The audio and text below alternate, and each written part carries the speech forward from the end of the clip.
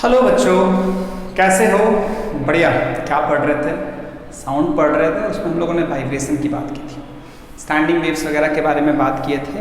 थोड़ा सा रिकॉल कर लेते हैं। हम लोगों ने उस पर बात की थी कि अगर स्ट्रिंग वाइब्रेशन में है, स्ट्रिंग अगर नेचुरल वाइब्रेशन में है, इट मीन्स दैट कि स्ट्रिंग के अंदर स्टैंडिंग वेव जो है वो प्रोपगेट कर रही है। स्टैंडिंग वेव मतलब एक ऐसी वेव जो किसी फिक्स्ड रीजन में ही वो दौड़ती है ना। उसके बारे में हमने काफ़ी सारी बातें की थी। कुछ ऐसे पॉइंट्स होते हैं जो ऑसिलेट नहीं करते हैं, उसको हम लोग नोड बोलते हैं। कुछ ऐसे पॉइंट्स होते हैं जो मैक्सिमम एम्पलीट्यूड से ऑसिलेट करते हैं, उसको एंटी नोड बोलते हैं। उसके बाद अलग अलग स्ट्रिंग के अलग अलग पॉइंट्स का जो एम्पलीट्यूड होता है वो अलग अलग होता है ना। तो इस पे हम लोगों ने काफ़ी सारी बातें की थी। हम लोग काफ़ी सारा क्वेश्चंस किए भी थे। एक जो रिलेशन था, ये याद रखना, स्ट्रिंग वेव जो होता है उसका वेव स्पीड जो होता है v = T/πr²t है ना। उसके बाद जो हम लोगों ने बात की थी कि F1 = अगर मान लो एक L लेंथ का स्ट्रिंग है तो इसकी बहुत सारी नेचुरल फ्रीक्वेंसी हो सकती है। इसकी जो नेचुरल फ्रीक्वेंसी थी F1 = क्या था बच्चा? 1/12 √ इसको हम लोग velocity of spring velocity v लिख सकते हैं। v को लिख सकते हो √T/πr²d/12 है ना। F1 फिर F2 की अगर हम बात करें तो 1/12 के जगह यहाँ पे क्या हो गया था 2/12 v। फिर F3 जो था वो 3/12 v। इस तरह से बहुत सारी फ्रीक्वेंसीज हो सकती है और इसमें अलग अलग तरह के स्टैंडिंग वेव्स जो हो वो इस पे स्टैंडिंग वेव इसमें दौड़ेगी।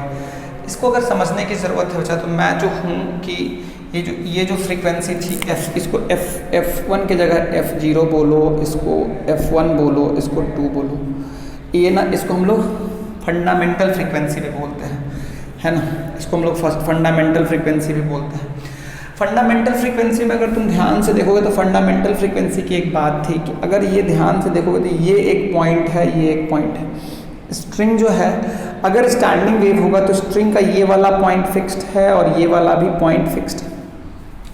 ये दोनों पॉइंट अगर फिक्स्ड है तो यहाँ और यहाँ तो पक्का ही नोड बनेगा, यहाँ और यहाँ तो पक्का ही नोड बनेगा। अगर नोड बनता है तो अगर ये और ये अगर नोड हो गया तो जो मिनिमम स्टैंडिंग वेव की सबसे छोटा स्टैंडिंग वेव, सबसे छोटी फ्रीक्वेंसी का जो स्टैंडिंग वेव बन सकता है वो ऐसा होगा कि यहाँ नोड है, यहाँ नोड है, तो एक नोड के बाद एक एंटी नोड होना चाहिए। तो यहाँ पे क्या हुआ? यहाँ पे नोड हुआ, यहाँ पे एंटी नोड हुआ, यहाँ पे नोड हुआ। तो वहाँ पे स्ट्रिंग या तो इस शेप में रहेगा, या तो इस शेप में रहेगा, या तो इस शेप में रहेगा, या तो इस शेप में रहेगा, या तो इस शेप में रहेगा। अब अगर हम और बातें करते हैं, है ना, अगर हम और बातें करते हैं तो ये नोड है, ये नोड है, तो इससे बड़ा ये है, या तो ऐसे रहेगा, या तो ऐसे रहेगा, या तो ऐसे रहेगा। मतलब स्ट्रिंग या तो ऐसे आएगा, फिर ऐसे आएगा, फिर ऐसे आएगा, या तो ऐसे आएगा, या ऐसे आएगा, या ऐसे। इस केस में अगर ध्यान से देखो तो ये तो नोड है, ये तो नोड है, तो यहाँ नोड है, यहाँ पे नोड है। तो उसके बाद क्या हो सकता है? एक एंटी नोड हुआ, तो एक एंटी नोड हमने बिल्कुल कहाँ डाला? मिडिल में डाला।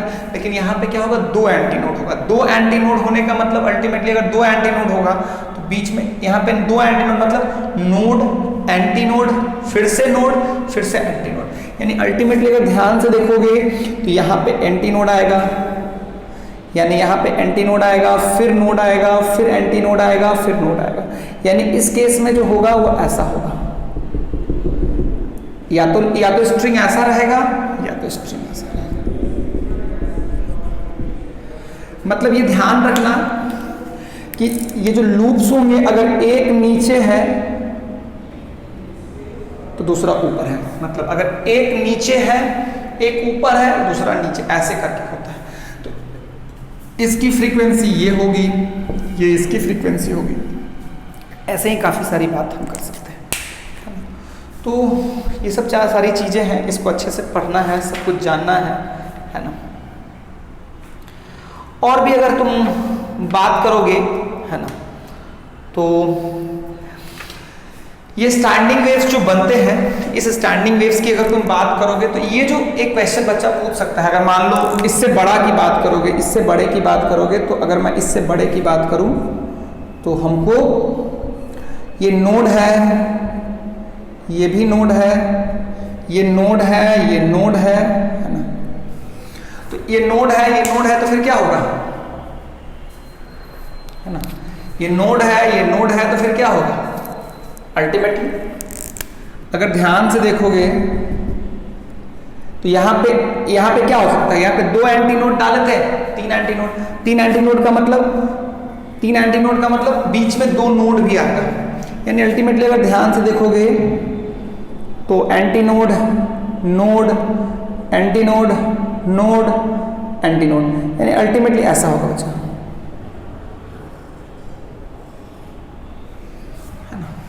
तीन लूप्स बने।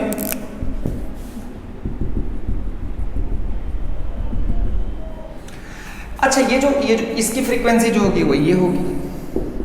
इन फ्रीक्वेंसीज में जो रेशियो होती है 1:2:3 होती है। अब स्टैंडिंग वेव्स जो ये स्ट्रिंग में क्रिएट होता है, one of the most important question कि ये स्टैंडिंग वेव्स स्ट्रिंग में बनता कैसा है।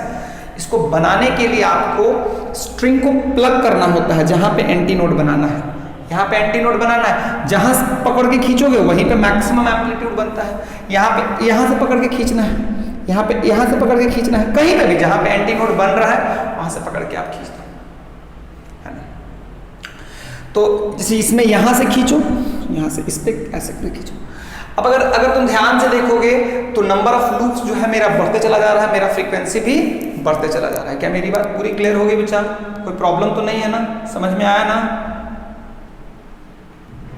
ये सब सारी बातें हैं। वैसे आपके बुक में इस वाले को प्रिंसिपल लिखा है, इसको हम लोग फंडामेंटल भी बोलते हैं, इसको फर्स्ट सब्सिडरी बोल रहे हैं, इसको सेकंड सब्सिडरी बोल रहा है। तो ये सब टर्मिनोलॉजी पे ध्यान रखिएगा। ये फर्स्ट सब्सिडरी मतलब फंडामेंटल से कितना ज्यादा दूर, इसमें सेकंड सब्सिडरी मतलब उसके बाद, इस तरह से चीजों को अरेंज किया जाता है। अच्छा, तो खैर हम क्वेश्चंस पे थे, बड़े बड़े अच्छे क्वेश्चंस आ सकते हैं इस पे।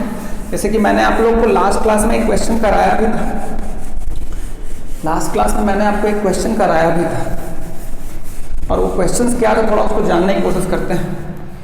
जैसे कि ये वाला, इसको बड़ा ये इंपॉर्टेंट क्वेश्चन है, आता ही आता है। अच्छा, समझना मेरी बात कि ये ऐसा हो गया है ना, ये L लेंथ का है ना, ये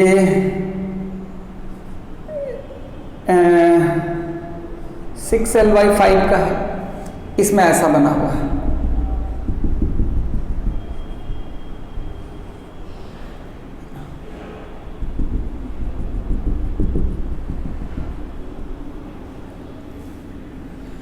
ऐसे दिया हुआ।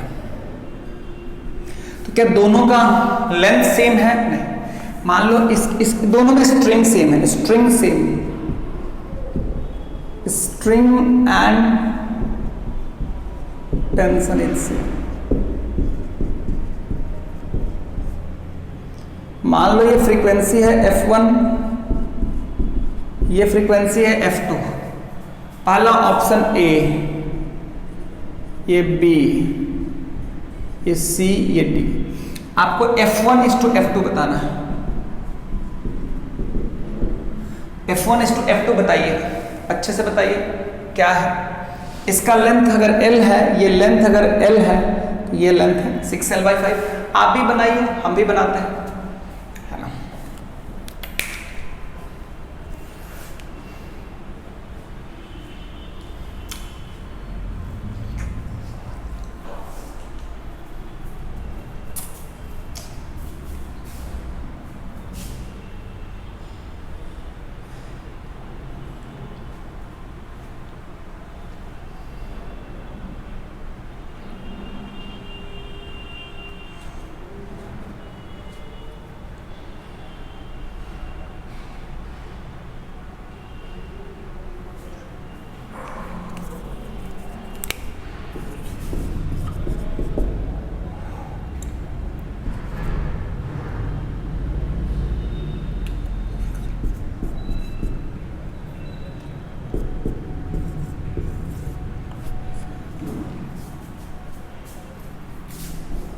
9/10, 9/20, 6/10, 6/20, none of these.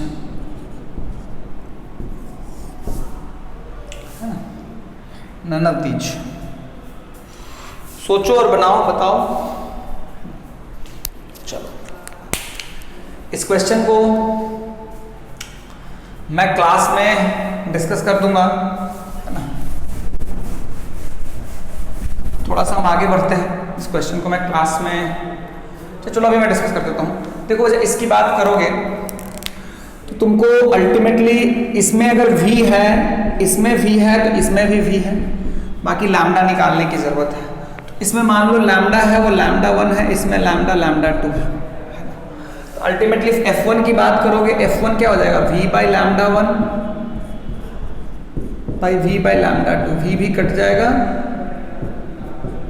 λ2/λ1, λ2/λ1, λ2 क्या है बच्चा, λ2 क्या है, λ2 क्या है बच्चा, λ2 क्या है बच्चा। अगर तुम ध्यान से देखोगे तो यहाँ पे तुम लिख सकते हो ना, ये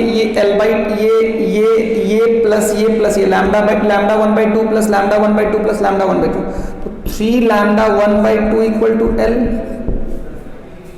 इसमें लिखोगे 4λ1/2 इक्वल टू 6L/5, ये लिख सकते हो ना, 3λ, इसमें ये λ1/2 λ1/2 तो ये हो गया। अल्टीमेटली यहाँ पे λ1 को L के टर्म्स में लिख सकते हो 2L/5, यहाँ पे ये कट जाएगा, λ2 को तुम लिख सकते हो 3L/5, λ1 को आप लिख सकते हो 2L/3, λ2 को लिख सकते हो, λ2 को आप लिख सकते हो 3L/5, तो λ2/λ1, λ2 कितना होता है बच्चा, λ2 होता है 3L/5 into 2L/3, L cut गया, ये हो गया 9, नीचे में आ गया 10, है ना। तो मेरे ख्याल से कितना आया बच्चा, है ना। तो λ2 जो हो गया वो 3L/5 हो गया, 3L/5, λ1 हो गया 2L/3, तो λ2 इज टू λ1, λ2 कितना हो गया बच्चा, λ2 हो गया 3L/5 इंटू 2L/3, ये 12 कट गया, 9/10, 9/10 है क्या, ये ऑप्शन। तो ये मैंने तुम्हें इसलिए कराया क्योंकि तुम्हें ज़रूरी नहीं है कि हमेशा लेंथ सेम रहेगा, लेंथ सेम रहेगा तो चीज़ें अलग होंगी, लेकिन अगर लेंथ चेंज कर जाएगा तो चीज़ें चेंज कर जाएगी। ऊपर से भी बोला हुआ है, अगर कुछ नहीं बोला हुआ है, if things has not been said to you then you have to assume, अगर कुछ नहीं बोला हुआ है और फिगर वगर दिया हुआ है तो इसका मतलब है कि आपको v और L को क्या लेना है, सेम लेना है। तो ये बातें समझ में आनी चाहिए। तो हमने काफ़ी सारी बातें की हैं, हमने सिस्टम्स देखे, हमने पेंडुलम को देखा, हमने स्प्रिंग ब्लॉक सिस्टम को देखा, हमने स्ट्रिंग को देखा। इनफैक्ट स्ट्रिंग में भी क्या होता है कि ऐसे स्ट्रिंग्स होते हैं जिसका एक एंड फिक्स्ड होता है ना। अगर तुम्हारा एक एंड अगर फिक्स्ड होता है ना,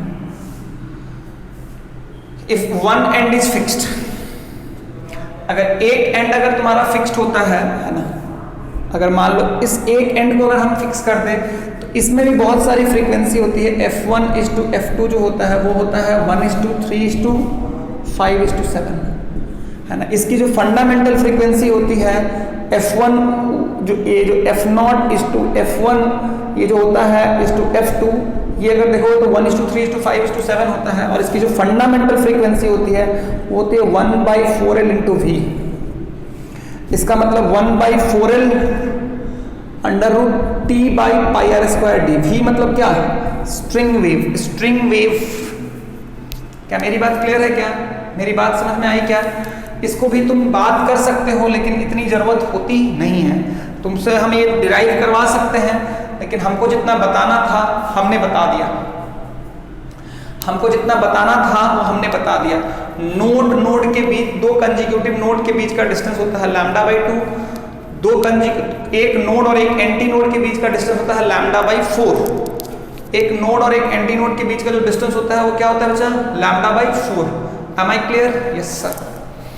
तो ये भी सिस्टम्स हैं, इसमें भी बहुत सारी इसका भी जो नेचुरल वाइब्रेशन होगा, they will have too many of natural frequency. Am I clear बच्चा? Yes sir. उसके बाद की अगर हम बात करें बच्चा, तो फिर आता है ये। उसके बाद अगर देखोगे तो ऐसा भी है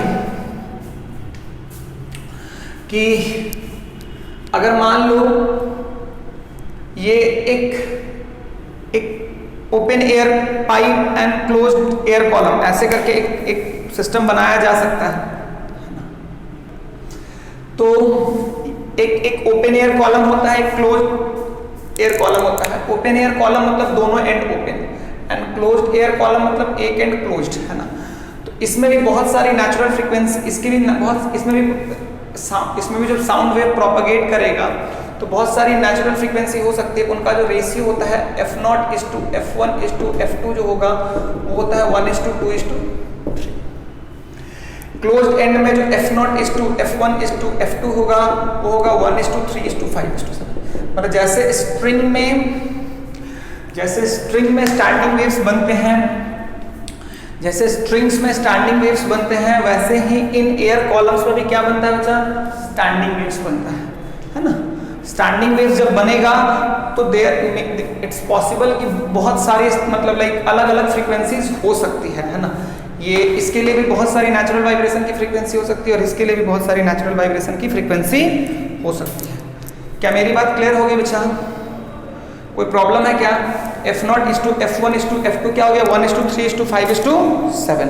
क्या मेरी बात पूरी क्लियर हो गई क्या बच्चा? F0:F1:F2 क्या हो जाएगा? 1:2:3। कोई प्रॉब्लम नहीं है। तो ये है 1:3:5:7, यहाँ पे भी 1:3:5:7। तो ये तुम लोगों को मैं इसलिए बता रहा हूँ, जैसे इसमें अगर फंडामेंटल की बात करोगे, इसका जो फंडामेंटल फ्रीक्वेंसी होता है वो ऐसा होता है ना।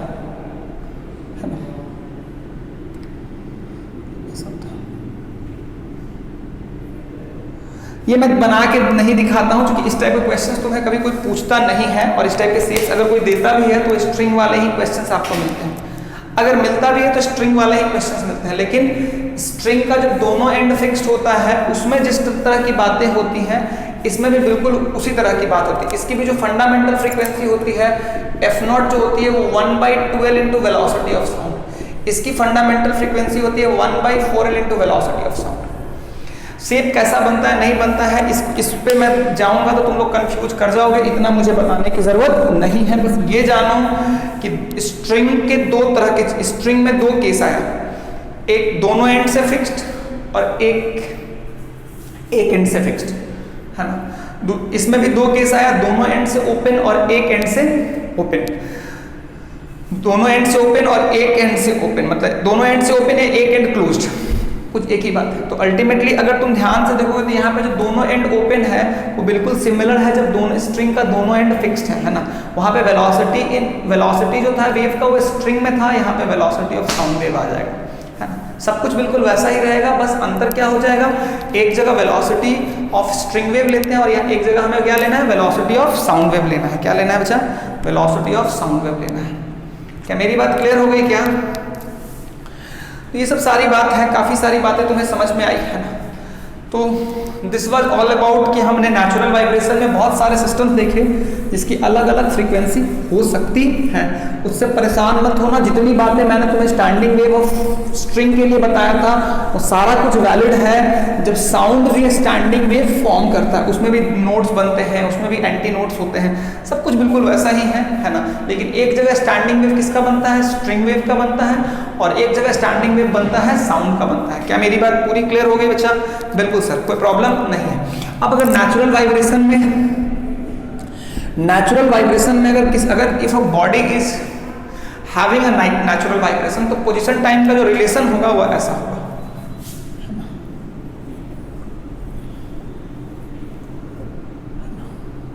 मतलब क्या है कि अगर तुम ध्यान से देखोगे तो ये पोजीशन टाइम है, मतलब यहां गया, यहां गया, यहां गया, यहां गया, यहां गया, यहां गया, यहां गया, like by this way it is happening. देखो इसमें ऐसा नहीं कि पार्टिकल ऐसा चल रहा है, पार्टिकल जो है वो एक स्ट्रेट लाइन पे ही ऊपर नीचे कर रहा है, पार्टिकल जो है वो स्ट्रेट लाइन पे कर रहा है, लेकिन हो क्या रहा है कि ये ऐसे, इस टाइम पे ये है, फिर इस टाइम पे ये हुआ, फिर इस टाइम पे ये हुआ, फिर इस टाइम पे ये हुआ, इस टाइम पे ये हुआ, मतलब टाइम के साथ जो उसका पोजीशन है वो बता रहा है। पोजीशन टाइम का रिलेशन पार्टिकल का पाथ नहीं देता है। पोजीशन टाइम का रिलेशन जो होता है उसका जो कर्व होता है, पोजीशन टाइम का curve doesn't give you the path of the particle. Position time का जो कर्व होता है doesn't give you the path of the particle. Am I clear बच्चा? बिल्कुल sir. So position curve, the path of the position curve doesn't give you the path of the particle. Am I clear बच्चा? बिल्कुल sir. तो अगर हम बात करें, है ना, अगर हम बात करें तो ये x है, ये t है, तो ये तुमको जो हमने दिखाया ये क्या बताया कि देख बच्चा कि मैक्सिमम जो ये है, मैक्सिमम जो पोजीशन है वो हमेशा क्या रहेगा? सेम रहेगा। मैक्सिमम पोजीशन जो होगा वो सेम रहेगा, है ना। मैक्सिमम पोजीशन जो रहेगा मतलब amplitude of the particle will remain same. अच्छा ये कर्व क्यों है? ये कर्व इसलिए है बच्चा, ये कर्व इसलिए है क्योंकि जो वेलोसिटी होती है, इस केस में अगर तुम ध्यान से देखोगे ना तो ये जैसे ये वैरी कर, ये जो चेंज करता है इसमें वेलोसिटी जो होती है वो कांस्टेंट नहीं होती है। वेलोसिटी जो होती है वो कांस्टेंट नहीं होती है। वेलोसिटी, इसकी वेलोसिटी की बात करो या इस पेंडुलम की वेलोसिटी की बात करो, दोनों वेलोसिटी जो है वो सेम नहीं है, दोनों वेलोसिटी अलग अलग है ना। दोनों वेलोसिटी सेम नहीं है, दोनों वेलोसिटी मतलब इसमें पार्टिकल की वेलोसिटी कंटिन्यूअसली वैरी करते रहती है, इसीलिए आपको ये कर्व दिखाई देता है। I am repeating it again कि पोजीशन टाइम कर्व जो होता है, जो कर्व होता है वो पार्टिकल के पाथ को इंडिकेट नहीं करता है, वो बस ये बताता है कि इस टाइम पे यहाँ है, इस टाइम पे यहाँ है, इस टाइम पे यहाँ है, इस टाइम पे यहाँ है, इस टाइम पे यहाँ है, इस टाइम पे यहाँ है, इस टाइम पे यहाँ, इस टाइम पे यहाँ, like that. I hope I am very much clear. Now अगर हम बात करें, अगर हम बात करें तो तुम लोगों को हम और भी चीजें बताने चाहते हैं। तो ये एक्स-टी रिलेशन था। और भी अगर नेचुरल वाइब्रेशन के बारे में बात करोगे तो when a particle is having a natural vibration, उसकी कोई एनर्जी का लॉस नहीं होता है। हाँ, हो सकता है काइनेटिक एनर्जी घटे, हो सकता है पोटेंशियल एनर्जी घटे, बट काइनेटिक घटेगा तो पोटेंशियल आ जाएगा, पोटेंशियल घटेगा तो काइनेटिक आ जाएगा। मतलब एनर्जी जो होता है वो एक फॉर्म से दूसरे फॉर्म में कन्वर्ट करती है, लेकिन वो एनर्जी जो होती है वो सिस्टम के बाहर नहीं जाती है। जैसे स्प्रिंग ब्लॉक सिस्टम की अगर तुम बात करोगे तो जब ये पार्टिकल चलना शुरू किया तो जब ये यहाँ से यहाँ आता है तो क्या होता है, यहाँ पे इसकी आके वेलोसिटी 0 हो जाती है, तो सिस्टम की काइनेटिक एनर्जी घट के 0 होगी। लेकिन अगर तुम ध्यान से देखोगे जब ये यहाँ आया है तो इसका इलोंगेशन क्या हो गया बच्चा? इसका इलोंगेशन जो है ये मैक्सिमम इलोंगेशन है। इसका जो इलोंगेशन है वो क्या है बच्चा? मैक्सिमम इलोंगेशन है, कोई प्रॉब्लम नहीं है। यहाँ पे वेलोसिटी जो है वो 0 है, यहाँ पे जो वेलोसिटी है वो 0 है, यहाँ पे जो वेलोसिटी है ये इधर से वेलोसिटी 0 हुआ, फिर यहाँ से ऐसे आना है, यहाँ पे भी 0 हो गया। क्या मेरी बात क्लियर हो गई क्या बच्चा? कोई प्रॉब्लम नहीं है, कोई प्रॉब्लम नहीं है। तो ये हमारे लिए बात है ना।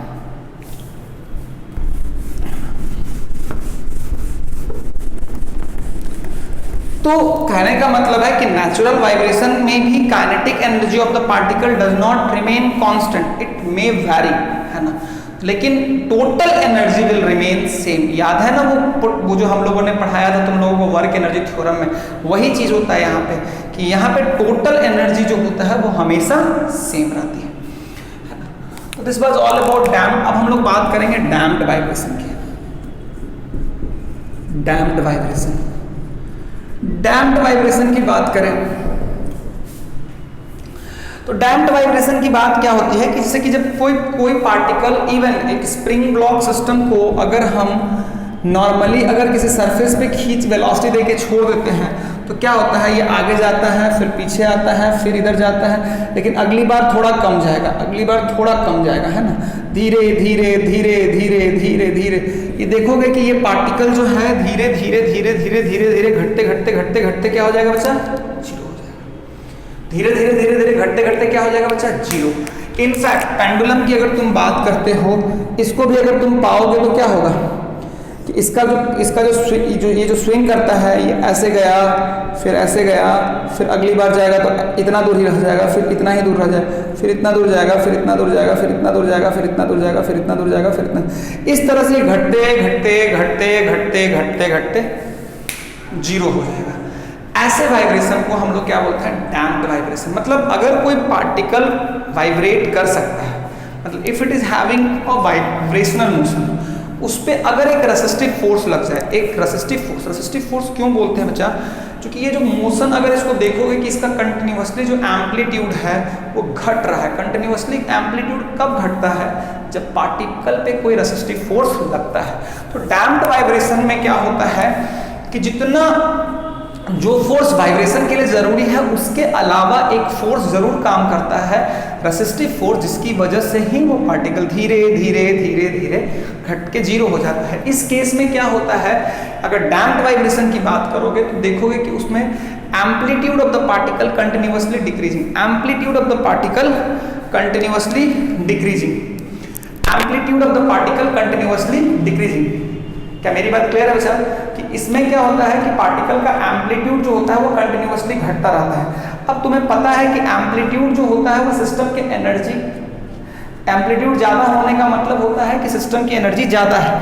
तो जितना एम्पलीट्यूड घटेगा सिस्टम की एनर्जी उतनी घटेगी। सिस्टम की एनर्जी घटने का मतलब है कि पार्टिकल की एनर्जी क्या हो रही है, लॉस हो रही है। पार्टिकल की एनर्जी क्या हो रही है बच्चा, घट रही है। क्या मेरी बात क्लियर हो गई क्या बच्चा? तो ये सब सारी बातें हैं।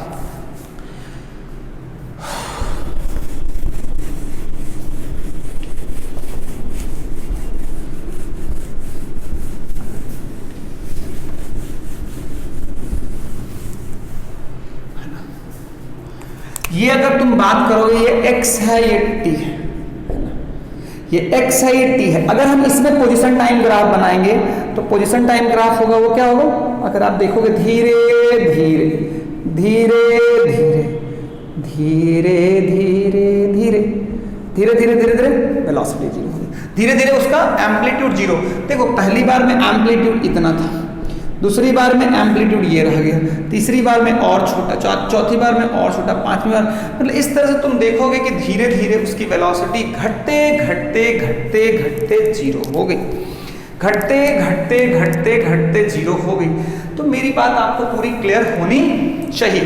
तो इस केस में क्या है कि एम्पलीट्यूड डिक्रीज कर रहा है, amplitude of the vibration is continuously decreasing. Second जो है, अगर एम्पलीट्यूड अगर घट रहा है, if the amplitude of the particle is continuously decreasing, it means the energy of the system is also continuously decreasing. It means there is a loss of energy, there is a loss of energy. Who is taking energy from the system? That resistive force is doing some work on the system, and they are doing some work, and that's why the energy of the system is continuously decreasing. Even if we will look at कि resistive force की वजह से जो work done हो रहा है वो कैसा वर्क डन हो रहा है बच्चा, पॉजिटिव हो रहा है, नेगेटिव हो रहा है? तो नेगेटिव हो रहा है। व्हाई एम आई सेइंग कि work done due to resistive force is negative? Because ultimately जब अगर पॉजिटिव वर्क डन करता सिस्टम की एनर्जी बढ़ती, लेकिन यहाँ पे सिस्टम की एनर्जी घट रही है, तो who is taking the energy from the system? The resistive force. So resistive force is doing some negative work on the system. जैसे कि अगर आप ध्यान से देखोगे स्प्रिंग ब्लॉक सिस्टम में, अगर तुम ध्यान से देखोगे तो जब हमने इसको इधर दिया तो फ्रिक्शन इधर लगा, डिस्प्लेसमेंट इधर हुआ, लेकिन फ्रिक्शन फोर्स तो इधर काम किया। फ्रिक्शन के द्वारा जो वर्क डन हुआ उस ब्लॉक पे क्या हुआ? पॉजिटिव हुआ या नेगेटिव हुआ? ब्लॉक के द्वारा सिस्टम पे जो वर्क डन हुआ वो हुआ नेगेटिव। ब्लॉक पे सिस्टम के द्वारा जो वर्क डन हुआ वो हो गया negative. If the work done on the block by the system, if the work done on the block by the force, friction force is negative, it means friction force has taken some energy from the block. That's why the kinetic energy of the block, or maybe कि ये जितना दूर जाता उतना दूर नहीं जा पाया। मतलब सिस्टम की जो कंबाइंड एनर्जी है काइनेटिक प्लस पोटेंशियल, उसमें से कुछ एनर्जी घट गई। सिस्टम की जो कंबाइंड एनर्जी है, सिस्टम की जो टोटल एनर्जी है वो घट गई, है ना बच्चा। तो डैम्प्ड वाइब्रेशन के बारे में अगर इंपॉर्टेंट पॉइंट्स की बात की जाए तो सबसे पहला इंपॉर्टेंट पॉइंट्स है कि डैम्प्ड वाइब्रेशन में हमेशा सिस्टम पे एक रेसिस्टिव फोर्स लगेगा। Mean resistive force must be acting on the system.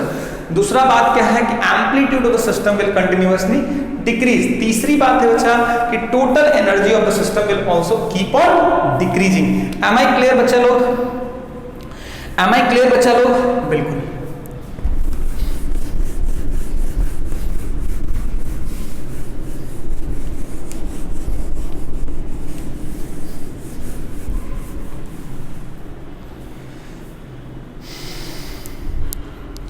तो ये सब सारी बातें हो गई। तो और भी एग्जांपल ऑफ डैम्प वाइब्रेशन है। डैम्प वाइब्रेशन के बारे में बुक्स में काफी अच्छे से लिखा हुआ है। The periodic vibration of a body of decreasing amplitude in presence of a resistive force are called damped vibration. That periodic motion whose amplitude is continuously decreasing due to a presence of resistive force, that kind of vibration is called damped vibration. Damped vibration there like difference किया गया है natural vibration and damped vibration में books में काफी अच्छे से लिखा गया है। फिर से एक वाइब्रेशन आता है forced vibration। किसका कौन सा वाइब्रेशन आता है बच्चा? forced vibration। बुक्स में काफी सारी बातें कर दी गई है। जो सबसे इंपॉर्टेंट चीज है वो डायग्राम। ये डायग्राम याद रखना एक्सटी का, ये डैम्प्ड वाइब्रेशन का इंपॉर्टेंट होता है ना बच्चा। ये बार बार पूछा जाता है और ये समझ में आना चाहिए कि पार्टिकल ऐसे ऐसे ऑसिलेट नहीं किया है। पार्टिकल तो इसी लाइन पे ऑसिलेट कर रहा है यार, पार्टिकल एक लाइन पे ही ऑसिलेट कर रहा है। लेकिन ये जो है ये टाइम के साथ पार्टिकल का पोजीशन बताता है कि टाइम के साथ पार्टिकल किस एम्पलीट्यूड से वाइब्रेट कर रहा है उसके बारे में बताता है। I am repeating it again and again that position time graph का कर्व जो होता है it never gives you the path of the particle. अगर कोई पार्टिकल पोजीशन टाइम ग्राफ हम बनाते हैं उसका जो कर्व है that never gives you the path of the particle, that gives you that at which time what is the position of the particle. अगर path की बात करनी है तो वो आपको अलग अलग टाइम पे बना के कि इस टाइम पे यहाँ, इस टाइम पे यहाँ, इस टाइम पे यहाँ, तो इस टाइम पे यहाँ, तो ultimately the path of the particle is straight line. क्या मेरी बात पूरी क्लियर हो गई क्या बच्चा? अब हम लोग की बात करनी है डैम्प्ड वाइब्रेशन की। किसकी बात करनी है बच्चा? Damped vibration. We will talk about what? We will talk about what? Damped vibration. Damped means forced vibration. Forced vibration किसको बोलते हैं? अच्छा, forced vibration की अगर बात करोगे तो the vibration of a body which take place under the influence of an external periodic force। ये बहुत इंपॉर्टेंट चीज है कि ये जो फोर्स्ड वाइब्रेशन की बात करोगे ना तो नेचुरल वाइब्रेशन से हम लोगों ने कहा, नेचुरल वाइब्रेशन से हम कहा पहुंचे बच्चा? नेचुरल वाइब्रेशन से हम गए डैम्प्ड वाइब्रेशन पे। डैम्प्ड वाइब्रेशन से हम आए एक फोर्स्ड वाइब्रेशन पे। फोर्स्ड वाइब्रेशन में क्या हो रहा है कि बॉडी पे एक एक्सटर्नल पीरियोडिक फोर्स लग रहा है। रेसिस्टिव फोर्स है, कोई मना नहीं कर रहा है। अगर रेसिस्टिव फोर्स नहीं होगी तब तो यार नेचुरली वाइब्रेट कर सकता है, लेकिन अगर रेसिस्टिव फोर्स है और अगर हमें बॉडी को लंबे समय तक वाइब्रेट कराना है तो हमें एक फोर्स लगाना होगा। कैसा फोर्स लगाना होगा बच्चा? एक्सटर्नल फोर्स होगा, मतलब एक बाहर से हमें फोर्स लगाना होगा। लेकिन उस फोर्स के बारे में एक बहुत इंपॉर्टेंट बात जो दुनिया को वो बताना चाहता है चीख चीख के, कि वो जो एक्सटर्नल फोर्स है that is a periodic force, that is a periodic force. Mark my word, that force is a periodic force, that force is what? A periodic force, है ना। तो इससे क्या होता है कि डैम्प्ड वाइब्रेशन जो होता है वो एक लंबे समय तक वाइब्रेशन नहीं होता है, वो एक सर्टेन टाइम में वाइब्रेशन होके अल्टीमेटली क्या हो जाता है, उसका एम्पलीट्यूड घट के जीरो हो जाता है। लेकिन अगर हमें किसी मीडियम में अगर हमें एक्सटर्नल, अगर हमें एक लंबे समय तक वाइब्रेशन की जरूरत पड़ती है, उस केस में हमें उस चीज को वाइब्रेट कराने के लिए एक बाहर से एक पीरियोडिक फोर्स लगाना होता है। उस पीरियोडिक फोर्स को हम लोग क्या उस पीरियोडिक फोर्स को लगाने के बाद क्या होता है कि वो सिस्टम लंबे समय तक वाइब्रेट करता है। अब मैं तुम्हें इससे क्या समझाना चाहता हूँ, मेरी बात तुम थोड़ा समझना होता क्या है इससे समझना। इससे क्या होता है कि देखो सिस्टम पर क्या जब फोर्स्ड वाइब्रेशन में भी रेसिस्टिव फोर्स होता है, तो क्या हो रहा है कि रेसिस्टिव फोर्स जो एनर्जी सिस्टम से लेके जा रहा है, तुम्हारा जो एक्सटर्नल पीरियोडिक फोर्स है वो सिस्टम में उतनी एनर्जी ऐड कर देता है। सिस्टम में एनर्जी ऐड करने से क्या होता है कि जो एम्पलीट्यूड होता है वो हमेशा क्या रहता है, वो चेंज नहीं होता है। मतलब जो एनर्जी सिस्टम से वो एक्सटर्नल रेसिस्टिव फोर्स लेगा वही एनर्जी जो है हमारा वो फोर्स जो होगा वो ऐड कर देगा। तो इसीलिए क्या होता है कि जब एनर्जी सिस्टम की हम मेंटेन कर रहे हैं तो एम्पलीट्यूड जो होगा वो हमेशा वो घटेगा नहीं, एक लंबे समय तक ये मोशन हो सकता है। अब अगर हम बात करते हैं तो इसमें एक बात समझने की जरूरत है कि जब हम किसी सिस्टम पे एक्सटर्नल पीरियोडिक फोर्स लगाते हैं तो एक उस सिस्टम की दो फ्रीक्वेंसी है। उस सिस्टम की एक अपनी फ्रीक्वेंसी से कब वो वाइब्रेट करता है, अपनी फ्रीक्वेंसी से वो तब वाइब्रेट करता है जब कोई एक्सटर्नल फोर्स ना हो, इवन रेसिस्टिव फोर्स ना हो, तब जो वाइब्रेशन होता है वो उसकी नेचुरल वाइब्रेशन कहलाती है। लेकिन जब पार्टिकल एक्सटर्नल पीरियोडिक फोर्स हम लगाते हैं तो उस पार्टिकल की जो फ्रीक्वेंसी हो जाती है, उस सिस्टम की जो फ्रीक्वेंसी हो जाती है, उस एक्सटर्नल पीरियोडिक फोर्स के फ्रीक्वेंसी के बराबर हो जाती है। Mark my word, that is very important कि when a forced vibration, when a body is performing forced vibration, its frequency is equal to the frequency of external periodic force, the frequency of external periodic force, the frequency of external periodic force. Are you getting my point? What am I telling you? The frequency is equal to external periodic force. तो ये बहुत ही important point है ना, ये बहुत ही important point है कि हम एक बॉडी पे एक्सटर्नल जब पीरियोडिक फोर्स लगाएंगे तो उस बॉडी की जो फ्रीक्वेंसी होगी, उस फोर्स्ड वाइब्रेशन की जो फ्रीक्वेंसी होगी वो एक्सटर्नल पीरियोडिक फोर्स के फ्रीक्वेंसी की बराबर होगी। और अगर हम बात करें तो हमें ये भी समझ में आना चाहिए कि अगर हम फोर्स्ड वाइब्रेशन की बात करते हैं तो फोर्स्ड वाइब्रेशन की जो सिस्टम की एनर्जी जो मेंटेन किया हुआ है वो एक्सटर्नल पीरियोडिक फोर्स मेंटेन किया हुआ है। एम आई क्लियर बच्चा? हाँ। लेकिन यहाँ पे एक बड़ा इंपॉर्टेंट फेनोमेना देखा गया कि अगर हम एक्सटर्नल पीरियोडिक फोर्स की फ्रीक्वेंसी अगर चेंज करें, एक्सटर्नल पीरियोडिक फोर्स की फ्रीक्वेंसी, अगर हमारा सिस्टम यही है और यहाँ पे फ्रिक्शन लग रहा है, तो इवन हमारे पास जो एक्सटर्नल पीरियोडिक फोर्स है उसकी फ्रीक्वेंसी तो मेरे ऊपर डिपेंड करती है कि मैं कैसा एक्सटर्नल पीरियोडिक फोर्स लगाऊंगा। तो अगर मैंने एक्सटर्नल पीरियोडिक फोर्स जब लगाया तो हमने देखा कि अलग अलग जब एक्सटर्नल पीरियोडिक फोर्स की फ्रीक्वेंसी पे उस पार्टिकल की एम्पलीट्यूड वैरी कर रही है। उस पार्टिकल की एम्पलीट्यूड जो है उस एक्सटर्नल पीरियोडिक फोर्स के फ्रीक्वेंसी पे डिपेंड करता है। और वो एम्पलीट्यूड अगर मैक्सिमम है, वो एम्पलीट्यूड जो है वो मैक्सिमम कब होती है, जब एक्सटर्नल पीरियोडिक फोर्स की फ्रीक्वेंसी उस बॉडी के नेचुरल वाइब्रेशन के फ्रीक्वेंसी के बराबर हो जाता है। मेरे कहने का मतलब है, what am I trying to say you, कि जब हमने उस बॉडी पे फोर्स लगाया, when have I applied the force on the body, when have I applied the external periodic force on the body, if I am varying the frequency, what is happening? If I am varying the frequency, what is happening? if I am varying the frequency, what is happening? The amplitude of the forced vibration, the amplitude of the forced vibration is also changing, and that amplitude is getting maximized when the external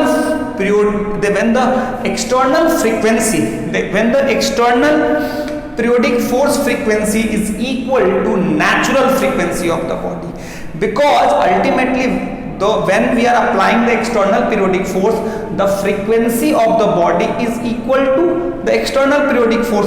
But when external periodic force frequency is itself equal to natural frequency, then the body will vibrate with its natural frequency. At that time, the amplitude of the body will get maximized, the amplitude of the system will get maximized. I am repeating once more, what am I telling you?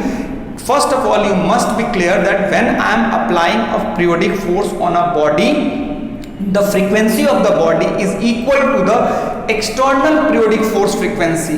Means जो frequency उस external periodic force की होगी वही frequency body की होगी. But जब external periodic force की frequency खुद बॉडी के नेचुरल फ्रीक्वेंसी के बराबर हो जाएगी, तो वो बॉडी किससे वाइब्रेट करेगा? नेचुरल फ्रीक्वेंसी से वाइब्रेट करेगा. तो देखा ये गया है कि एक्सटर्नल पीरियोडिक फोर्स के फ्रीक्वेंसी के ऊपर उस बॉडी का एम्पलीट्यूड डिपेंड करता है. उस बॉडी का एम्पलीट्यूड मैक्सिमाइज तब होता है जब इसकी फ्रीक्वेंसी नेचुरल फ्रीक्वेंसी के बराबर हो जाए. इसकी फ्रीक्वेंसी किसके बराबर हो जाए बच्चा? नेचुरल फ्रीक्वेंसी के बराबर हो जाए. तो ये सब सारी बात है, डैम्प्ड वाइब्रेशन के बारे में बात करते हैं. और इसी फेनोमेना को जब एक्सटर्नल पीरियोडिक फोर्स की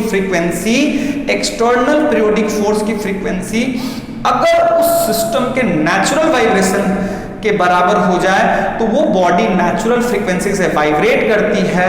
और इस इवेंट को हम लोग रेजोनेंस